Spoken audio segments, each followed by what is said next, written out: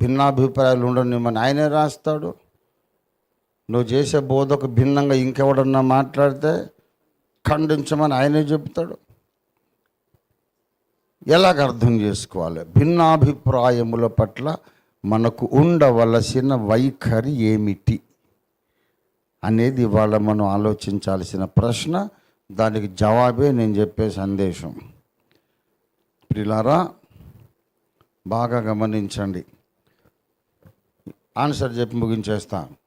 సార్వత్రిక క్రైస్తవ సమాజములో యేసు ప్రభువును దేవునిగా రక్షకునిగా నమ్ముకొని హృదయములో చేర్చుకొని ఆయనను ఆరాధిస్తూ ఆయనను సేవిస్తూ ఆయన్నే ప్రకటిస్తూ బ్రతుకుతున్న క్రైస్తవ సమాజంలో బోధలు, అభిప్రాయములు అనేవి రెండు రకాలు. స్థూలముగా మనం చూస్తే రెండు రకాలు. ఎలా చూస్తే మర్చిపోదు, ప్రతి మాట ముఖ్యమే. ఏదో నోటికి అట్లా గాలికి అనేది కాదు అది. స్థూలముగా అంటే రఫ్ డివిజన్. స్థూలంగా చూస్తే రెండు రకాల బోధలు. వాటిని ఎలా పేరు పెట్టాలి, ఎలా నామకరణం చేయాలంటే ఎసెన్షియల్స్ అండ్ నాన్ ఎసెన్షియల్స్. అత్యవసరమైన సిద్ధాంతములు, అవశ్యము కానటువంటి సిద్ధాంతాలు. ఈ రెండు. ఇప్పుడు సూక్ష్మంగా, ఇంతకుముందు ఏమన్నా స్థూలంగా చూస్తే రెండు రకాలు. ఇంకా సూక్ష్మంగా మనం ఆలోచిస్తే అవసరమైనవి అన్ననే ఎసెన్షియల్స్.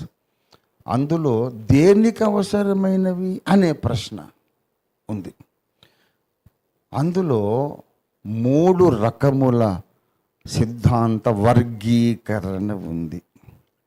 అవసరమైన వాటిలో మూడు రకాల సిద్ధాంత వర్గీకరణ. Classification of doctrine.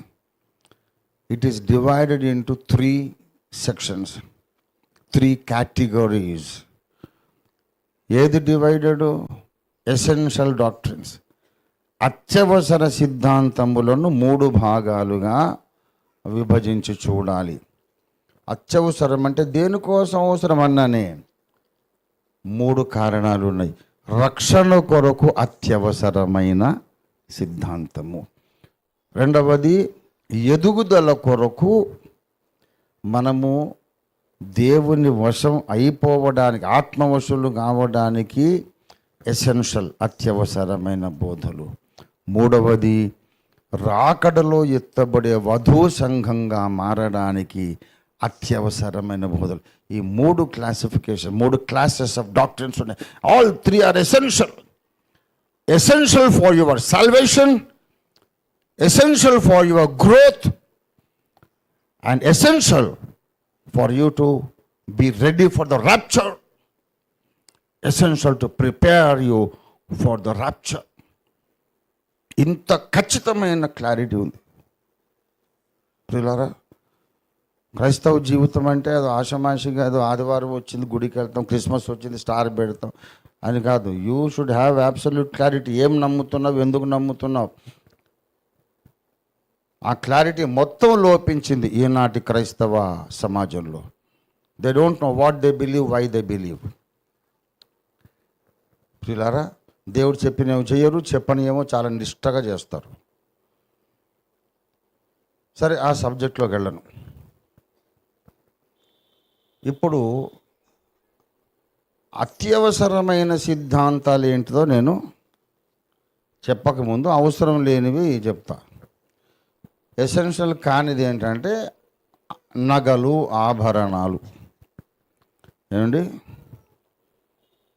Hair style, దీని గురించినటువంటి ఖండన అది అనవసరం.